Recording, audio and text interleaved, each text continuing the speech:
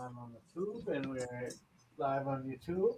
All right, wonderful. Now, am I going to be able to see comments? Yeah. All right.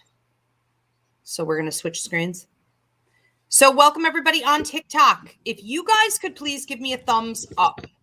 Let me know that you can hear me and see me all right before we go ahead and get started.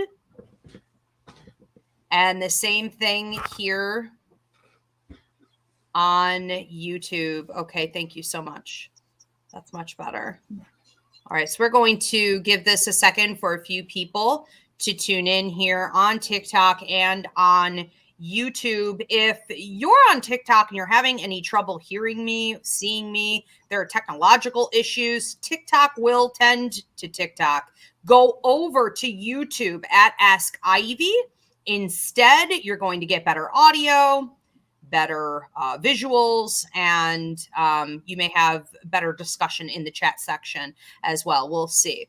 All right, welcome everybody on YouTube. Now, if I could please get a thumbs up from someone on YouTube that my audio is good. Thank you so much. Welcome, Shauna, Hunter, Chicken Mama, Falana. Okay, great. Letting a few people tune in. I do want to invite you guys, while we wait, to check out astrologer Christina Del Rey. How are you? She's with us tonight. Awesome. Glad to be here. Good. So our Reverend and astrologer Christina will be doing a show we do annually toward the end of the year for the upcoming year. So this is going to be what to expect in 2022. She and I will be on together. She'll be taking an astrological perspective. I'll be doing the psychic mediumship perspective on what each zodiac sign can expect for the upcoming year. This is December 14th at 8 p.m. Eastern here on YouTube at Ask Ivy and on TikTok here at Ask Ivy. So check us out there. I also want to explain a little bit about what we do here. So this is Roots Revival Interfaith, our Sunday service. Every Sunday, we have a service at 8 p.m. Eastern. If you guys have been missing the old sermons, you can go back anywhere that you download a podcast or here on YouTube in the playlist.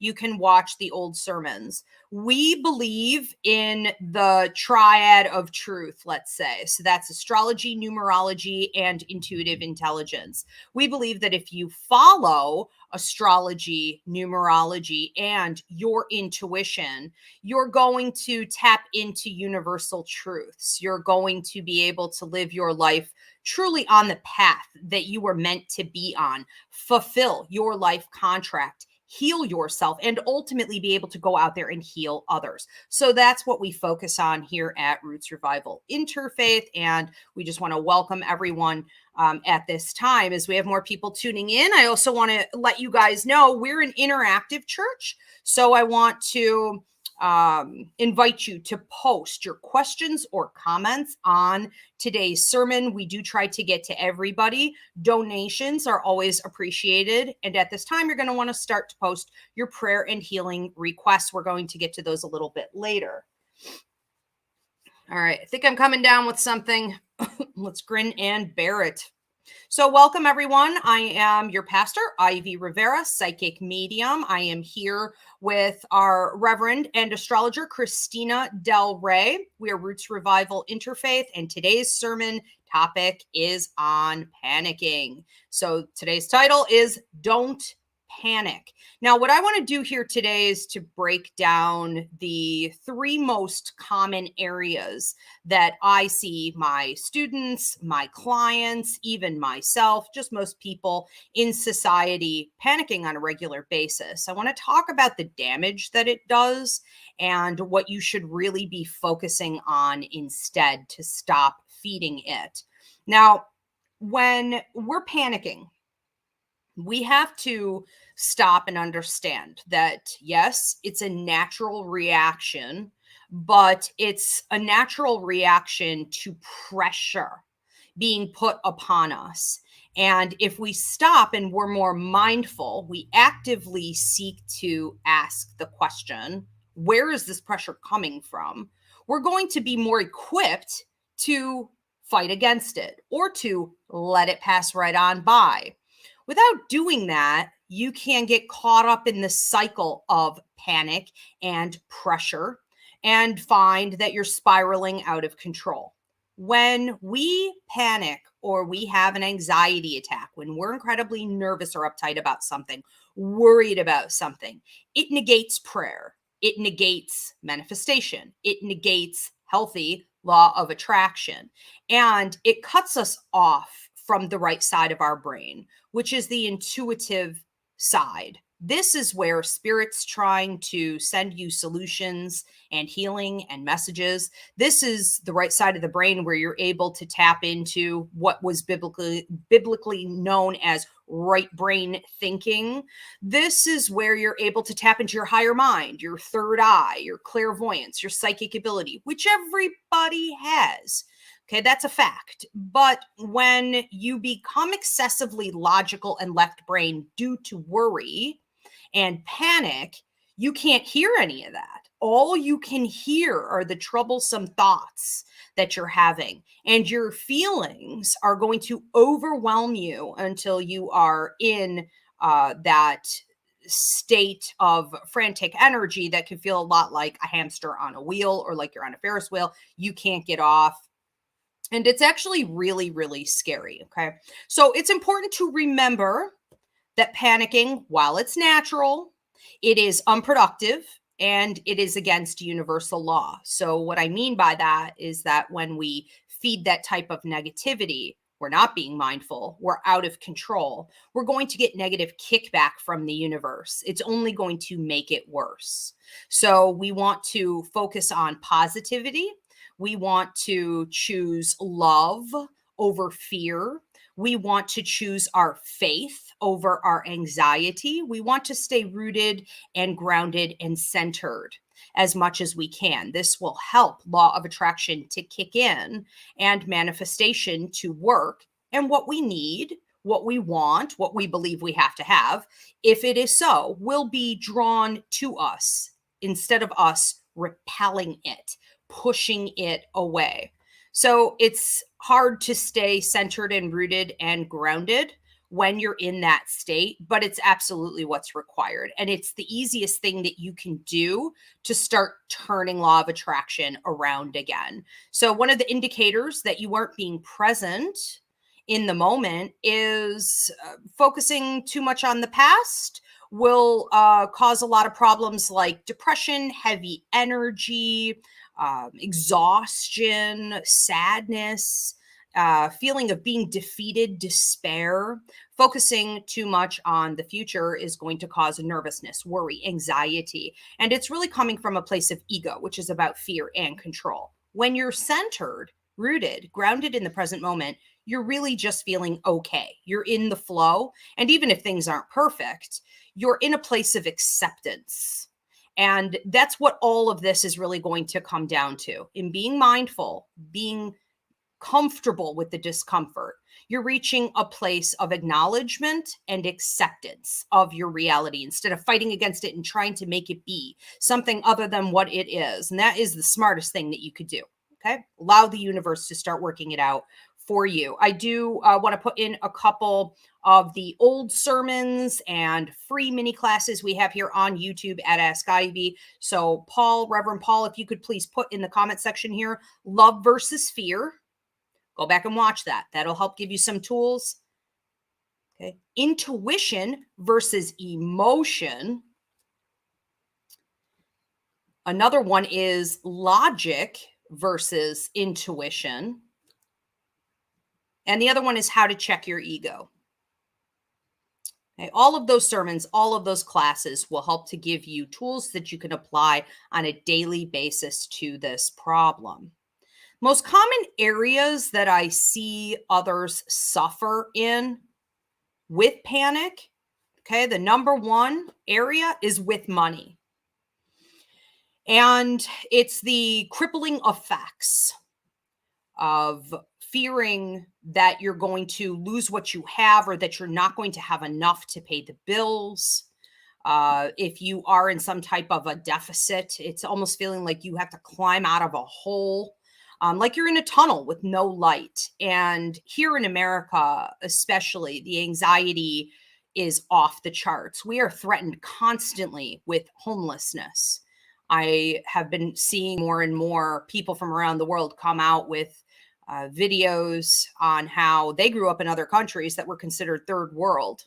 And all they saw on their TVs while they were growing up was, on how they were being rescued by the Americans. But in actuality, the starvation rate here, the hunger rate, the homelessness rate is extraordinarily high, especially for the wealthiest country, the power center of the world, right? Which we're not. So we have been disillusioned. We are being trained to fear at all times that we may not have food, that we may become homeless. And the homelessness rate is skyrocketing and reminding us at all times we could end up like one of those people. So we don't ask for proper pay. We don't receive any kind of medical assistance. We are in a state of chronic despair. And this fear is absolutely crippling the average person's ability to survive in this society. We have to understand again what exactly is the root cause of that pressure that's being put upon you to fear your finances in the way that you do. Okay, so again, examination is key. Being educated is key, and being mindful of where it's coming from is key to fighting it. So let's talk about also bosses, the corporations that you work for. The companies that you work for so often do not appreciate you. I see more and more educators, Christina being one. I see more and more educators coming out and saying, I left the system. I couldn't take the abuse anymore. And it's not just teachers. So many people are realizing that they have PTSD-like symptoms or literal PTSD from being abused by these employers for so many years. When you're told that you're disposable and they could easily replace you with someone else who could do your job at a cheaper rate, which is better for the boss, and you're doing your best, you're killing yourself to be there, you've got nothing to show for it. This is an abusive system, and it is causing the majority of your panic. So keep that in perspective. Another area in regards to finances is not having a savings. And this is a ploy. The wealthy can easily criticize a single mom of 2 or 3 kids who's working 3 or 4 jobs and say, oh, well, she's bumming off the system. She's a mooch. We point at the working class. We point at, the poverty in this country. And we like to say, and around the world, this isn't just America, but the wealthy are easy to point that finger and say that they're lazy, that there's something wrong with these people. When in actuality, you can't possibly create any kind of a real savings for yourself unless life goes perfectly at all times. No one ever needs anything from you. Nothing ever breaks. And you have jobs that actually pay well enough. So we need to be realistic that the wealthy benefit off of that mentality so that things never become balanced. I also wanted to talk about, this is a big one. Okay, the second most common area I see people panicking over is in love, which is interesting, right? That's ironic because there's really no love in fear. There's no love in control. There's no love in ego or debilitating codependency. So we have to remember that in regards to finding a mate, whether you're looking for marriage, you're just looking for a long-term partner, that you are doing it from an authentic place, that you're looking to understand that someone can come in and add to your life and your well-being, and that you can also do that for them, but that there has to be teamness, there has to be a merging, like 2 people who are willing to work together. So when I talk about soulmates, I'm talking about work contracts. And these are rare. most people are grabbing and holding on, gripping at relationships that don't have any type of soulmate connection or any real work contract. These people are not able to function as a team in the day to day, and that causes a lot of damage. Now, why do we fight to hold on to relationships that are dysfunctional or toxic, that don't provide any growth? Why are we doing this? Well, I think that the most common categories that I see are because people have agendas. So we maybe want to have a baby. We want to have children, a family. We want to purchase real estate. We want to own a nice house. We want to get married because that's what you've always been told and pressured into believing you're supposed to do, or else you're dysfunctional in some way. You may also think that if you don't get married, you can't have those other two things, a house and a family. So when we pool these things together, we end up with huge issues and a skyrocketing divorce rate. It just really doesn't work to try to cram all of that in to one relationship, make that one person be all of it for you. So I would recommend you take more time examining why it is that you feel you need to find a person to fill all of those empty spaces for you, and ask, can I have a baby on my own? Could I just do this? Could I just buy a house? Do I have to be with someone else to have a property that I really love? That's ridiculous, right? Do you really need to get married or even want to get married? Or is this something that your family, your church, society has pressed upon you? There's also this fear of being alone, and choosing to be with people because you're afraid to be alone is also not genuine love. It's not you engaging in a relationship authentically. It's you being codependent and needing company. And a lot of times we feel, especially as women, and especially here in America, but I see this a lot in other countries, where women are so trained to believe that they have to have a man, or they have to have children, they have to have a family, they have to be a big, important matriarchal part of their family dynamic. These are systems that are perpetuated by the patriarchy. And if you are drained and you are so exhausted you can't fight the good fight, you can't think straight, you have abandoned all of your self-care and real priorities for a family, for a spouse, for your children, you're not going to be able to fight that patriarchal system. So keep it in mind as you go forward. Again, where is this pressure really coming from? We are knee deep in it. Okay, so the third most common area that I see this with is in parenting. And again, I understand this is easier said than done, but when parenting your children, you have to understand that you are going to get negative karmic kickback if you are helicoptering over them, if you are trying to prevent them from having to take responsibility for their poor choices. If they don't learn to hold themselves accountable, they will not grow up to be functioning adults. They will also not grow up to be likable adults. So we are going to see social isolation. We're going to see dysfunctional behavior. You're going to rob them of the skill set that they need to go out into the world and be functional, healthy people and contributors to society around them. And parents feel a need, a responsibility to cripple these kids. And we have to be realistic that that pressure is coming from toxic outside sources and other people's fear. And we are not meant to live their lives. The universal order and law behind parenting is that you're supposed to support them, be like a mirror, and give them the tools that they need to get out there. So don't think that if you are spoiling your child or sheltering them from the realities of life and their choices, that you are going to be blessed by the universe for that. You're definitely going to suffer the consequences karmically, and they will as well, as will others around them.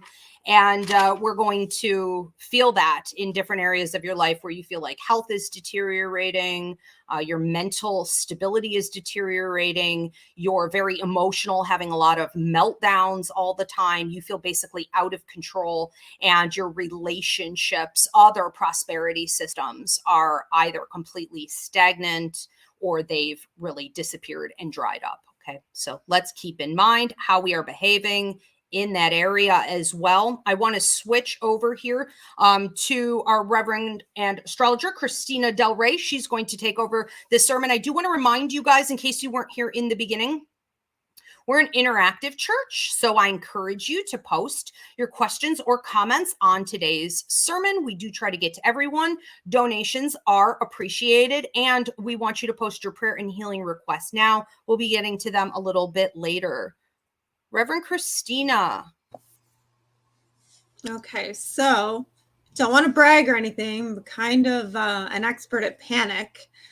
So Nice. So I have been very familiar with panic and all of that, and still working on trying to be 100%, but I've come a long, long way. So I would love to share some of the things that I have learned over time about panic. So when we are the type of person who has panic attacks, that means that we are putting our body into that fight or flight, state of being. And our bodies are only supposed to be in that state of being when there's a real problem. So the fact that we are putting our bodies in that and living in that state means that the rest of our body doesn't have capability to function correctly. And that causes the panic attacks. So it means we're not centered, we're not grounded, exactly what Pastor Ivy said. So we decide to seek out intervention through, pills, basically. And, we get on our antidepressants, and those work for a while, but they're not going to work forever. And you'll notice, oh, it's not working for me anymore. I need more. I need something else. And, all these problems, because you're not getting to the root of the problem. And the root is what is important. So problems, one thing to really remember about panic is that problems can't be solved in the same vibration that they're appearing. So if you have a problem, you have to solve it in a higher vibration than the problem itself. So you have to put yourself into that higher vibration. So, and we'll talk a little bit about how to do that. But first of all, when you're panicking, you have to become conscious. So consciousness is being present and aware. And you have to be aware too that there are higher lessons playing out.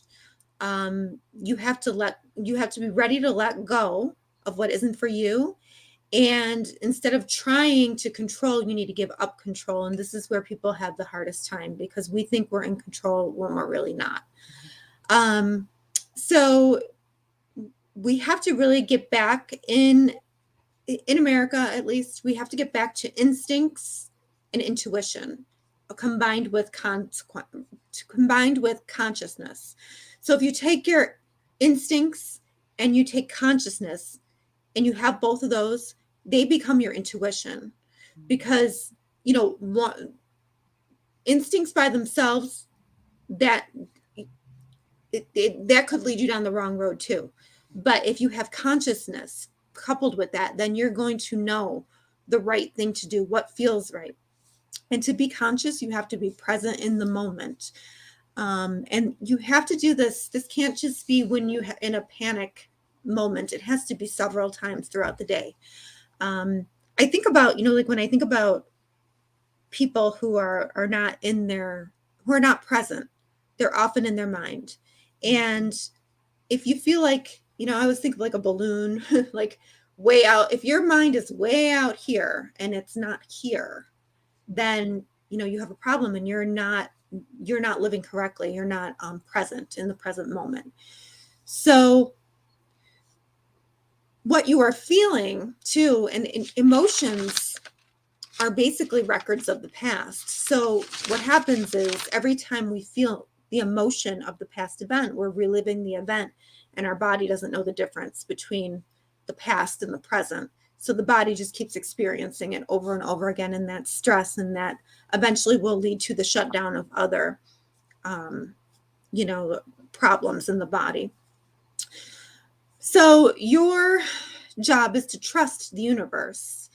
So you really have to feel with your instincts and your consciousness, you really have to feel like the universe has your back. You have to start trusting it. So this is what I have been working on. And those of you who have been with us for a long time, you know this. And one thing that I do is I immediately try to accept what is, even if you don't like it. You say, okay, this is how it is. You may not like it, but this is what it is. The minute we start to reject what's happening, that's control. So we're trying to control it. So immediately we accept it. Number one, accept what is. And if you are in that moment, you're like, okay, what is this showing me? Number two, and if you have time, I try to raise my vibration. So there's a few ways that you can do this. You can do this through elevated emotions, right? You know, what's happening in the present moment has you feeling really crappy, but you have to feel greater than that. So I might have to send love to my heart. You might not really be in the mood for that either, but you have to raise your vibration. So you can do it through elevated emotions. You can do it through exercise. You can do it through yoga.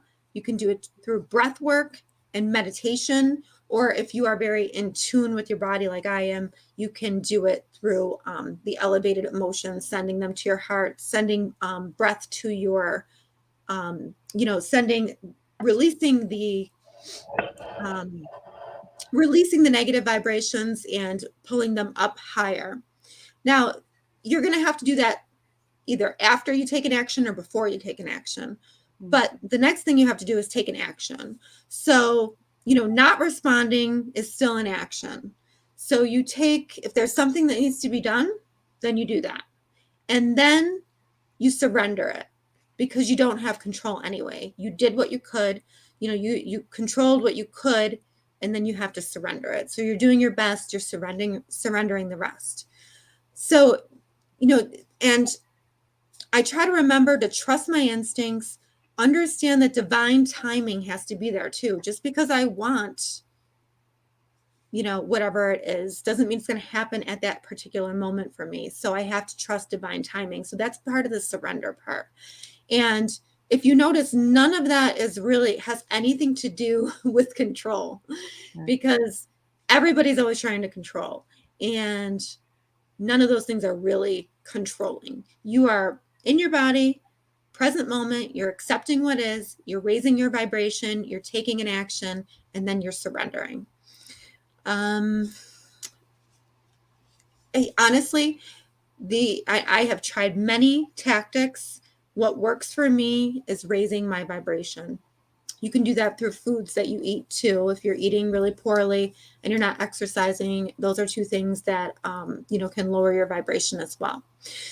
But now too, with the astrology, so we just had an eclipse in Taurus, and Taurus is really about security.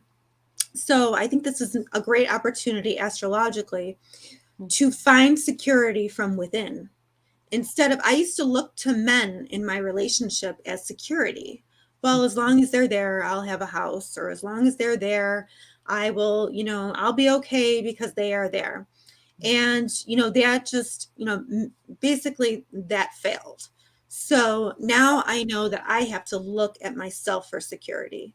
And, and Taurus too has to do with how you feel about yourself and your self-esteem. So those are really important things that you have to work on to have that solid foundation. And we're all going to get a chance to work on that in some way, shape, or form in the year 2022. And Ivy and I will talk about that in our show on December 14th at 8:00. But that's just a little preview. And learning to trust yourself and having security in yourself, and that the universe has your back. those are the things that, that we're all developing. And it's the only way out of work, medications and things that are not working. Pastor Ivy, what do you have to say?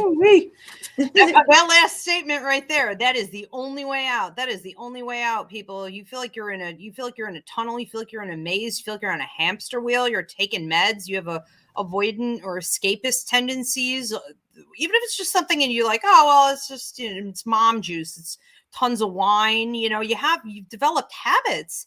And yeah, the medications just keep us there. You have to, like Christina said, we have to get to the root issue.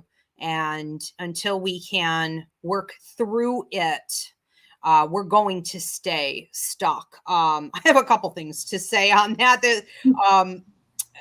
Also, Paul, if you could please post, I cannot remember the sermon title, but we talked about doing your part and then surrendering the rest. Do you remember this, Christina? This was like within the last 2 months, I think. Yeah. What was the title of that sermon? Maybe Paul could look for it. All right. If you think of it, let me know.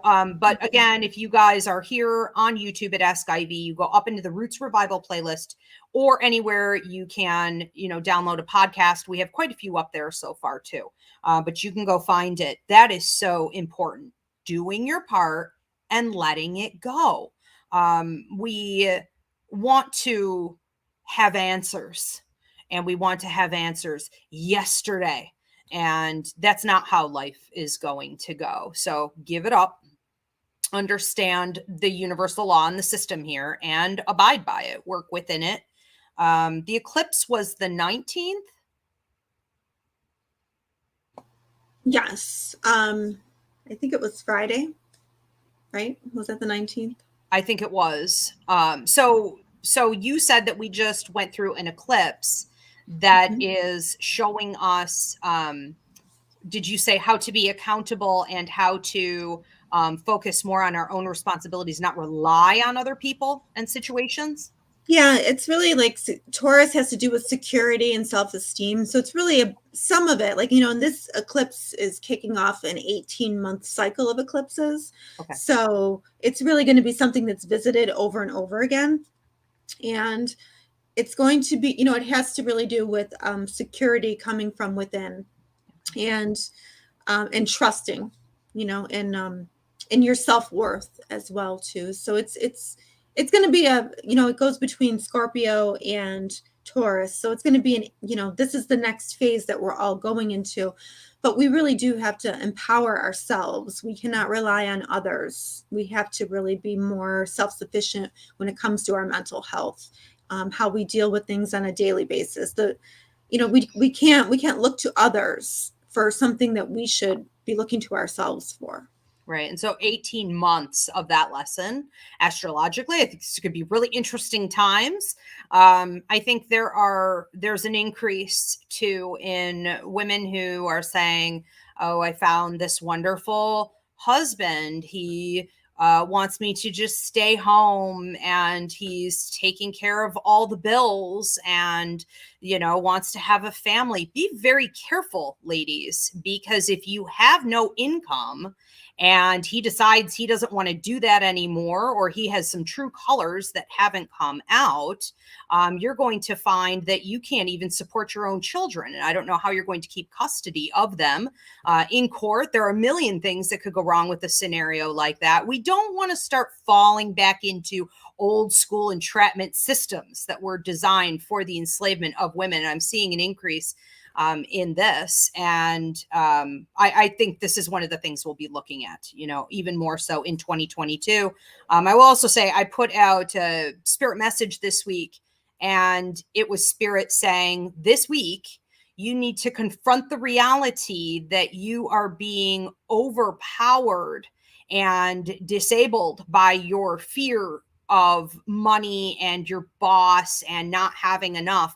And, we need to conquer that. And there was an interesting comment on there on YouTube where some man said to me, oh yeah, sure. You tell that to the homeless person who has nothing right now. Thanks a lot. And I said, you're welcome. Because the truth is, that's not going to help anyways. And I have been there. I have been homeless. I was homeless for 6 years. I was on the streets when I was 14. I have repeatedly encountered, money problems that could have absolutely crippled me. And I know for a fact, so I speak from truth and experience, and growing up poor, we had nothing. We had no food. We didn't have clothes that fit. I was often hungry. I know for a fact that worrying and panicking over your finances, or anything else for that matter, is not going to help anything. So even if you are to that point and you're tuning in here tonight or later on, you're watching this, you're hearing this, and you are in a really difficult spot where you can't see how you're going to repair your life, know that it will come, and that following this instruction we're giving you here is part of that process to healing. Try not to worry about it. It's even then, it's not going to help anything. Okay, so a lot of toxic advice out there. A lot of people wanting to be victims or enable others or feed the toxicity of the system. And we really have to watch very carefully who we listen to. Okay, I know we have questions and comments. Do we want to start putting up the questions? And then we'll get into prayer and healing requests. If you have not already done so, post your prayer and healing requests now. All right, so we have Shauna Flint says, panic attacks I've grown up with, having run throughout my family. Fortunately, I've learned there's no real control, but to train the brain to reroute the thoughts and grounding myself stops that. Christina, did you want to speak on that? Oh, she also says stepping out in nature, walking, or even just standing outside, taking a deep breath of fresh air always works to ground myself and calm the panic as well. Okay, can I see the first part of that again? I love the stepping out into nature because that is the best time to meditate, to become grounded. So that's like perfect. Yes, I have it in my family as well. And it's like you have to really do what works for you. And I'm still learning that every single day. I think it's consistency, consistent practice. I am learning a bunch of manifesting techniques, things when that's what the vibrational stuff comes, because if your vibration is higher, even though you're in a low vibration situation, you're raising your vibration. So you're going to attract higher vibrational people and higher vibrational opportunities to you. Mm-hmm. So, okay, yeah, I right now, maybe I don't have a house, or maybe I don't have anywhere to live, but you know what? I have love in my heart. I have, I meditated today. I connected with the universe. I am, these are all things, I put it out to the universe what I need. I was specific. These are all things that work together, and it's faith. It's really faith. But you can't, if you're going to be in that lower vibration and you're going to complain and be like, well, I'm just going to be just like my aunt who never comes out of the house or something like that, then you're not going to ever get anywhere. You're going to stay stagnant. So yeah, I love that Shauna, helps herself, and she found what works for her, and, does that consistently. So that's great. And so much of this is generational, and you really are breaking generational curses. 100%. I'm breaking them. Creating, 100% breaking the system and allowing for your children or other people around you, right? All of that is going to lead to future generations who learn to do the same thing. So it's incredibly empowering for others. I will also say that being able to take a moment when you recognize, don't let it get super out of control. The minute you recognize that it's happening, that you're becoming worried, you're over controlling, you're not accepting something, you're out of the flow, it's good to go in and immediately talk to your joy guide. Your joy guide is your spiritual development guide. This is also the guide that watches over your mental and emotional well-being. Say to your joy guide, can you help me with this? I'm looking to connect with you right now to get more centered, rooted, and grounded. Watch how the universe helps you out. But also in that moment, you have to commit yourself to staying in your own energy. And we just did a sermon a few weeks ago. You guys could see this in the playlist too, where we talked about staying in your own energy. Often panic is coming from putting out too much energy, over absorbing other people's energy, taking in too much information from your atmosphere, the toxicity around you. That can really throw you too. And that's a somewhat easier fix to stopping the panic. Do we have other questions or comments? Or are we moving on to prayer requests? Okay, we do. So we have another question here from Jill. I was spinning out of control at work this week, and I felt the panic setting in. I took myself offline for 2 minutes, grounded myself, took some breaths. I reset. My guides were right there. I was amazed. It only took 2 minutes to let go of the control that was causing the panic. Okay, I went back online and was much more grounded. So I like how she said that. It only took 2 minutes to connect with my guides, to regroup, get grounded, and to let go of the control that was causing the panic. Yep. Yeah, I love that. Like I love that Jill knew to do that and not just totally freak out. Because how many people that you can all think of people at work who would go out there, take their anger and their panic on out on somebody else that didn't deserve it, totally freak out, be a total nutcase. You know what I mean? And we've probably all been there. I know I've been there. So, the fact that we're even conscious of this and are trying to have a solution for it, I mean, that just really speaks to taking control and being secure within yourself and empowering yourself. So that's awesome. Yeah, kudos, Jill. And to everyone who's being more mindful, we need to stop more often and pat ourselves on the back. That's no little triumph. That's a big deal. Do we have another one? Okay, so we have Chicken Mama says, my biggest panic freak out is always running behind. So I think she's talking about time, being late. Okay, really always being late and go into full-blown panic mode. Maybe prayers I need for being on time. I think that's a problem for a lot of us, especially if we grew up in a situation where we were constantly being rushed. I have this. I was constantly being pushed around, whether it was by an older, bossy, nasty sibling, or it was by my chronically stressed out mother. There just wasn't enough support in my life to have any kind of a normal childhood. And so everything was about that time clock. And it made me so paranoid, even when I'm not late. Like, I think I'm late. I have nightmares that I'm late. It really is. I wonder if it's its own disorder, in itself. But I think that in this country, we are so just ground, into the dirt to live and die by that time clock. We don't get enough sleep. We believe wholeheartedly that time is money, and the amount of pressure that the clock puts on us throughout our entire lives is something that even Spirit talks about from the other side after death. Countless deceased loved ones and ancestors come through and they say, I'll tell you one thing I'm happy to be rid of is that time clock. And they will tell the client, I wish I had mastered it when I was on earth, and I want you to master it because you're suffering from it too.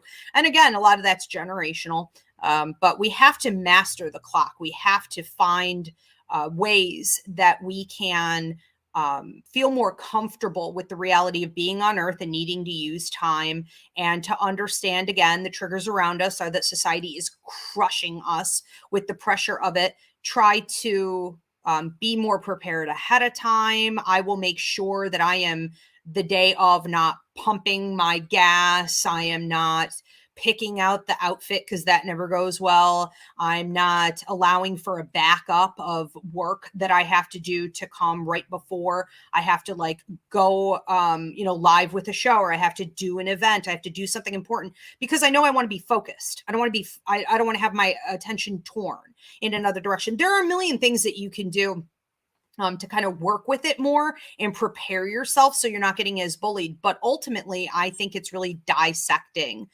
those old systems that made us this way and just being more mindful to reject it and choose higher, choose to be calm, choose to know that you're okay, regardless of what's happening with that time clock, and that it's not more important than you are. Don't let it run you, Christina, did you want to speak on this? Yeah, I don't love the American way of, I should say, I don't know, maybe like the suburban mom. I have to be busy all the time or I'm not, doing my job. I'm not a good mom. Right. And I think that there is a lot to be said for doing less so that you don't have to rush. But in those times that you do have to rush, I have to say, I am a person who lives on alarms, and I put like little messages in my alarms, so the best thing that ever happened to me was the smartphone, because I have reminders and alarms for everything or I would not be able to function. So I'm not the type of person that can just be on time for something. I have to have my clock set beforehand, or I have to do the planning to get there on time. But I also can't have a million things going on at once, because that's too overwhelming for me. So I try to really, and sometimes it just happens that way, right? Like we have a ton going on at one time, but I do try to sort of plan a couple days beforehand, and then I live by my alarms, because even it's embarrassing, but even to pick up my daughter, I have to have an alarm to remember to go, remember and a text to go with it. Yeah. So it's just like, it's like, I'm busy doing something and I'm not paying attention to that clock. So it takes a lot of pressure off. Yeah. Yeah. And it is what it is. I live by a calendar too. My calendar and my clock, or my alarm. So yeah, for sure. And I think that, I think too, that if you are one of those people that has issues with time and the pressure of the time clock, you may, really need to honor more the days when you don't have to abide by the time clock. On my days off, I have no idea what's going on. I have no idea what month, year, hour it is. I could not possibly figure it out if I needed to. And I need that. I need to escape, so allow yourself to flow and just let it go on when you can. Do we have any more questions or comments? Okay, so we are going to get into the prayer and healing requests.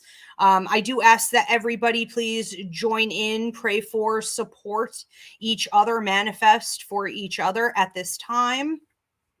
Holy Spirit, we thank you for being with us today and always. We are so grateful for all the guidance that you give, for all these universal truths that are not so hidden all around us all the time, coming up more and more frequently.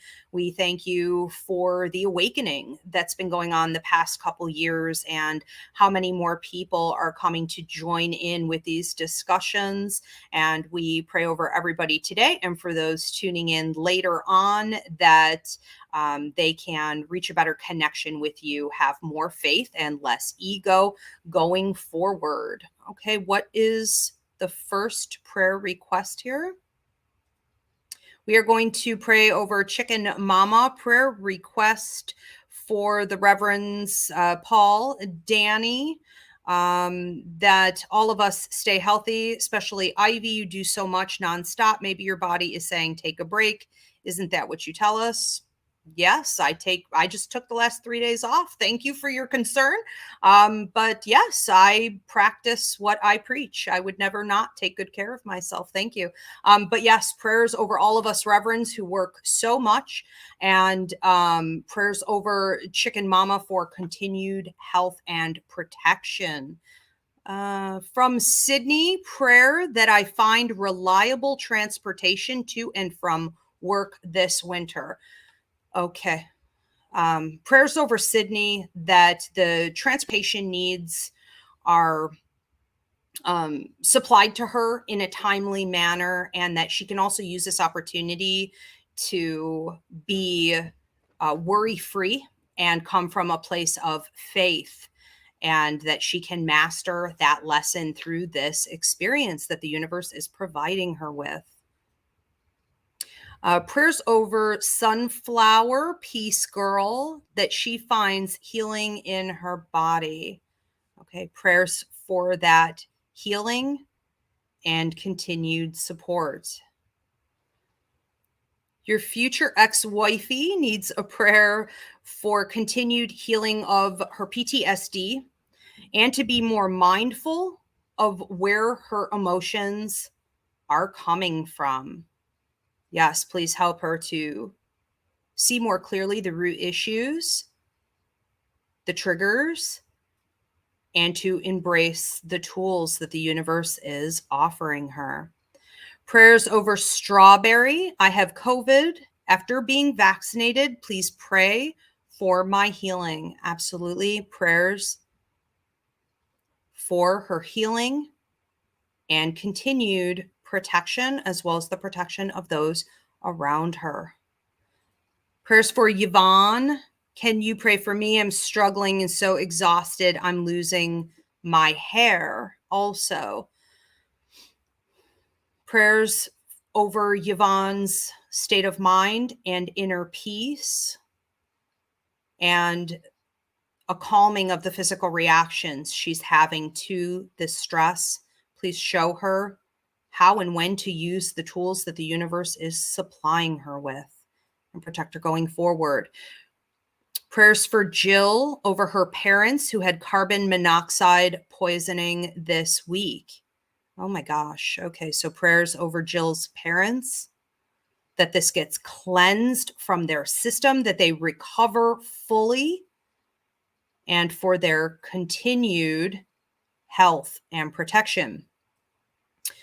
Prayers over Perla for her inner healing to be with ease and divine love. Okay. Prayers over Perla that she can receive that love, continue to heal herself, and that she will also be able to give this healing and wisdom out to others. All right, Christina, is there anything that you wanted to add to this today? I just want to say a blessing for my friend Cammie's husband, who's in the hospital for an unknown amount of time, but we want to pray that he is completely healed. Amen.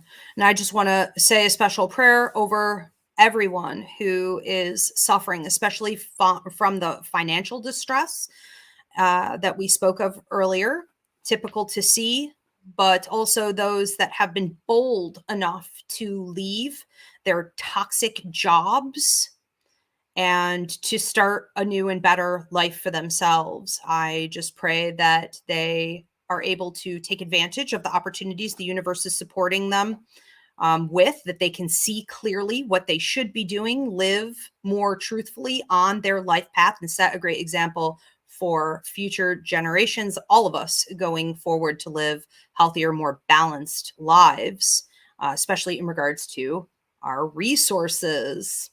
Okay, we do have one more prayer request. Just want to add on here. Prayer request for Jem. Prayers for Lewis and his son who are going through custody issues. All right, prayers of protection and good karma coming their way as they deal with this battle, and also that things are dealt with in a timely manner, and that they could do so with more faith and less worry. All right. Amen. Thank you, everyone, for tuning in. Again, if you want to watch old sermons, you can go here on YouTube at Ask Ivy, up in the playlist under Roots, Revival, Interfaith, or anywhere that you can download a podcast. We have some, not all, up there. And we will see you guys next Sunday again here on TikTok and YouTube at 8 p.m. Eastern. Thank you, Reverend Christina. Thank you, Reverend Paul. Thank you. It's awesome. Thanks, Spirit. Everybody have a great week.